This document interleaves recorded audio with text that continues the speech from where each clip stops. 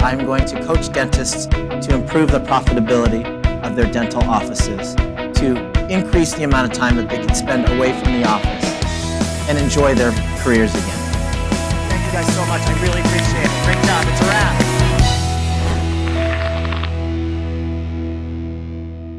Hello everyone, in today's quick video, I'm going to show you how to control the chaos in your dental office, as well as making sure that the little things that aren't getting done definitely get done at the end of every day. It's a very quick and inexpensive hack, and anybody can do it in your dental practice. I'm also really excited to announce that we're going to be in Auckland, New Zealand on June 3rd, and Sydney, Australia on June 10th, and we're bringing our Dental Success Summit all the way from the United States over there to New Zealand and Australia.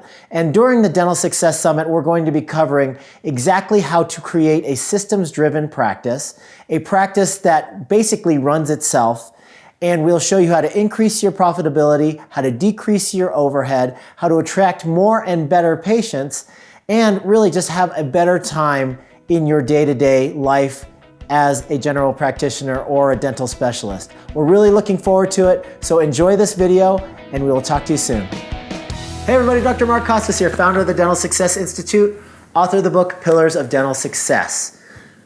Are you guys frustrated? Are there things in your office that just aren't getting done that you have talked about with your team over and over and over again? Do you feel like a nagging parent? If that is the case, there are a couple quick hacks that I can share with you guys that have helped me and my clients all over the world to make sure that things are getting done at the end of the day so that the practice is exactly the way that you want it to be when you get there in the morning. Okay, here it is.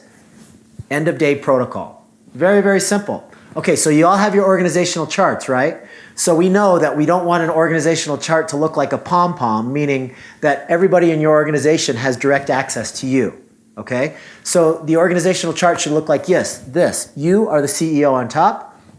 You have an office manager and maybe a personal assistant, and everybody else is underneath them in some sort of order. Okay, so the way we have it is I am on top, and then we have an office manager, and then I have a personal assistant. They deal directly with me. Everybody else goes through the chain of command in order to ask me a question. Now, come on, I know we don't want this to be, super strict where people feel like they can't approach me. I'm still friendly with my team. We talk about stuff all day long, but when it comes to certain things, if it comes to things like wanting a day off, if it comes to a discrepancy in hours, if it comes to something personal like maybe requesting certain days off in the future, or working on, refined hours because they're going back to school, something like that. That all gets handled by my office manager and their direct supervisor, okay? So I am not fielding questions all day long. I mean, we have enough work to do when we're focusing on patient care and worrying about managing the office and the finances and wearing all of our hats. We don't need to be dealing with very small, insignificant things that could be handled by their direct supervisor or the office manager, okay? So we have our pecking order. We have the organizational chart. So at the end of every day, the end of day protocol is going to be a huge godsend for you guys if things aren't happening around the office. Say, for instance, for whatever reason, the drawers aren't getting restocked, or your carts aren't getting restocked, or the toaster has crumbs in it every week, or the refrigerator is starting to smell really, really bad because people are leaving their leftovers in there all week. I know it sounds like insignificant stuff, but if it's like me, guys, those little things are pet peeves that drive me absolutely nuts. So make sure that you have some sort of end-of-day protocol with all the things that are consistently not getting done on a sheet of paper. So each individual person has an end-of-day protocol.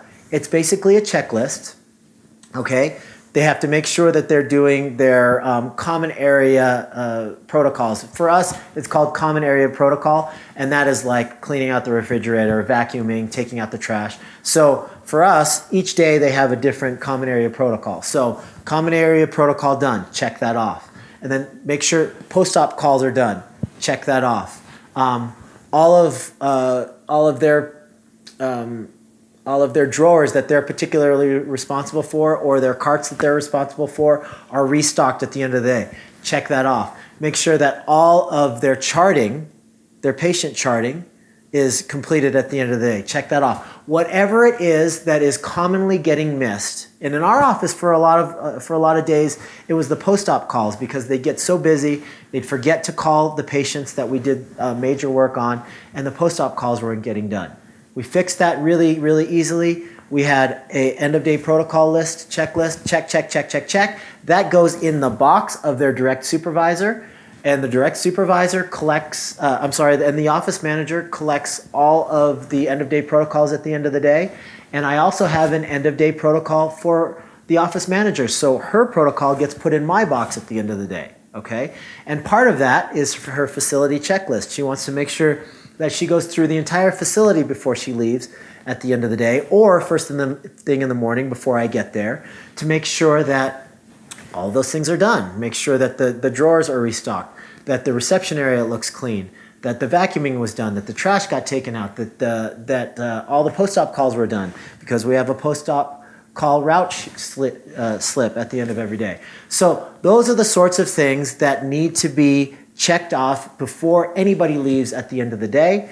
Your office will be perfect when you walk in the morning, and if it's not for whatever reason, and somebody put a protocol list, end-of-day protocol list in your box with something checked, and you notice that that wasn't done, you have a reason to discuss that with that particular team member. Okay? That's the small tip that I have for you today. I hope it helps. Get those end-of-day protocol lists figured out, get them printed up, get a box for each supervisor of each department, get a box in your office so that the office manager can leave her end-of-day protocol in your box. And that should be the first thing that you look at when you walk in the office in the beginning of every day.